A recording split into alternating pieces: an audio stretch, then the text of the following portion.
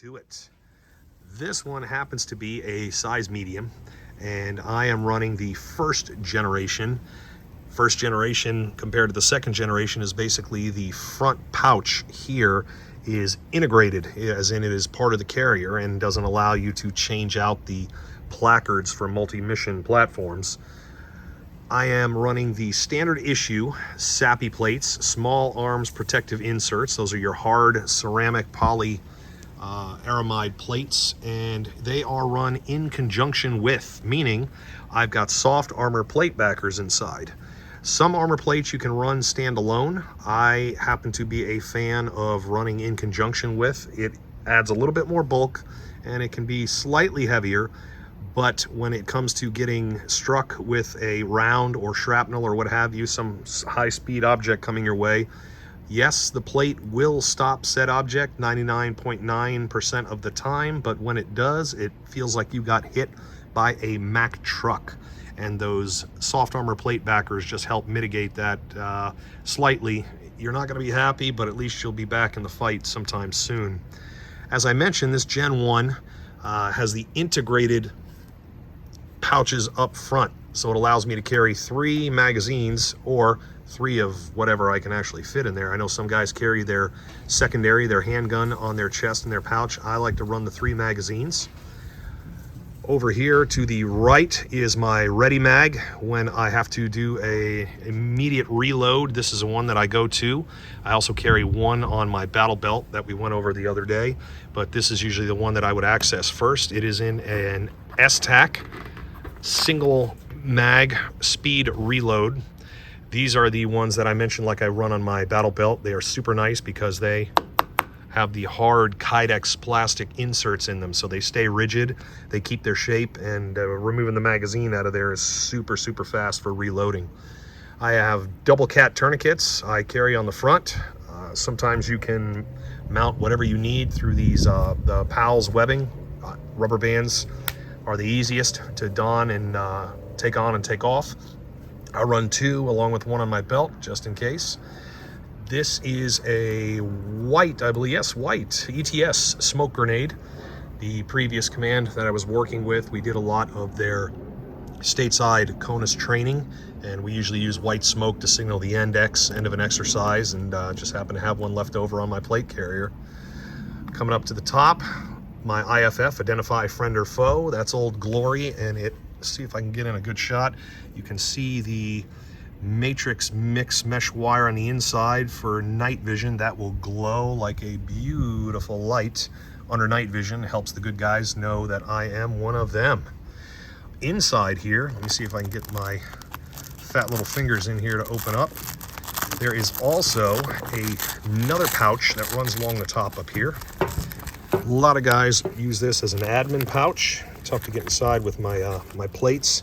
It does have a bungee. You can see the bungee webbing inside there. It is initially designed to carry handgun magazines. I have yet to see somebody run them in there. A lot of guys use them for, as I mentioned, an admin pouch, pen and paper, chem lights, what have you, the various little and sundries. Sometimes guys carry munchies in there from an MRE that they tore apart, but usually a great admin pouch. It's got hook and loop Velcro on the front here that you can mount pretty much any patch, or a lot of guys are running now the Juggernaut system, which is a MOLLE mounted plastic setup that you can run a cellular device or a smart pad on and have access to right there in front of you. Over here out on the side, I've got my wings. You can see one here, Velcroed to the cummerbund. So there's one on this side, and I've got another one on this side. These are usually what we run our comms in. You can carry a radio on each side, or you can squeeze 2 magazines in there. They will fit 2 mags each. Or some guys will carry a radio on this side, their secondary, a handgun on that side. It's all the individual operator's choice. Sometimes I carry 2 radios depending on what type of mission set we're on, so I can talk to the various groups. Turn this guy sideways, see if we can get a shot of the cummerbund. And that's one of the unique features of the JPC, is the open mesh cummerbund, lightweight, and it allows you to add or subtract any tactical pouches, that you would want. You can even add side sappy armor plates, hard armor plates, if that's what you're going to do. The only time I've ever really run side armor plates is if we're doing a lot of work in and around vehicles. They are definitely bulkier, they definitely add a lot more weight, but when you're sitting in a vehicle, you're sitting sideways and you're facing a serious threat of IED or VBID, vehicle-borne improvised explosive device, your side plates are usually something you're going to want to run. If I'm on foot and I'm doing a lot of movement, I usually don't run my side plates, and I keep my fingers crossed and hope for the best. So far, so good.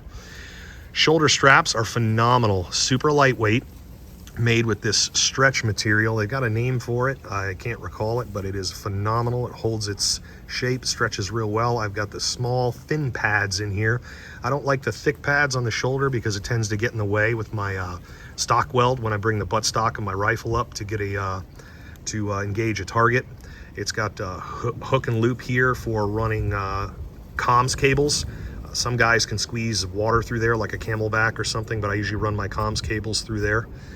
Turn our guy around on the back here and see what kind of adventures we got going on here in the back.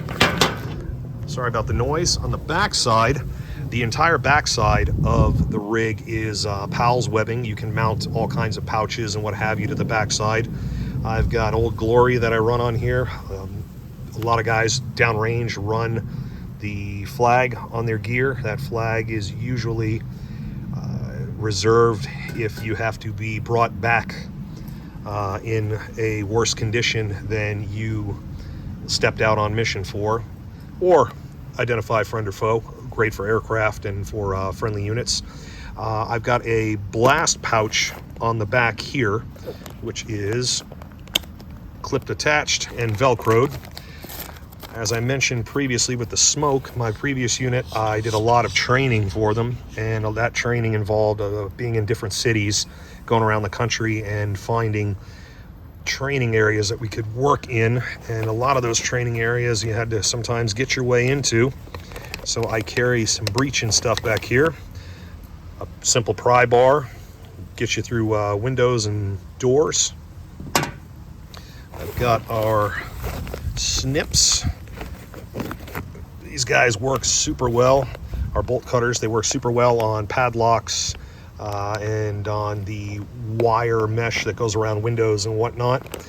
This pouch also, again, I mentioned blast pouch because on the inside, you can hear that sound. It is lined with a material that means it is static free, so you can actually carry explosives in here and not have to worry about the issue with static electricity. The only thing I'm missing on my back pouch is usually I carry what's called a slap charge. It's a really long, probably 12, 13, 14 inch long, thin pouch that's usually reserved for an explosive breaching charge. But I happen to carry my good old-fashioned Slim Jim in that bad boy. That is to get into windows or vehicles and whatnot. Again, totally legal and on the up and up when we're working in conjunction with units and doing training. And that's basically about it. I like to run my setup as simple as I possibly can. The only other thing on here that I didn't go over is obviously I've got a D-ring here that I carry my gloves on. These are mechanics wear gloves. A lot of guys run these. I happen to find them in multicam, which was pretty cool. The palms on them are a nice, thick, like a rawhide material, if you will, and the outside is super breathable, almost like a neoprene. Lightweight. They soak up a lot of sweat. Thick enough to do light rope work with. I don't know if I would do a straight fast rope with these. Probably end up with some burnt palms. But for what I use them for, they work great, whether it's a hot barrel, hot suppressor, or handling tools and whatnot. And that is about it, guys. Thanks for hanging out with us. That was my plate carrier there. Send me some vids, send me some pics of what you guys are running. Maybe we run the same gear. Tune in next time to our channel here on good old YouTube for another gear drop or tactical training tip. And don't forget to check us out at www.therontraining.com for all your firearms and tactics training needs. See you guys next time. Catch you out on the road.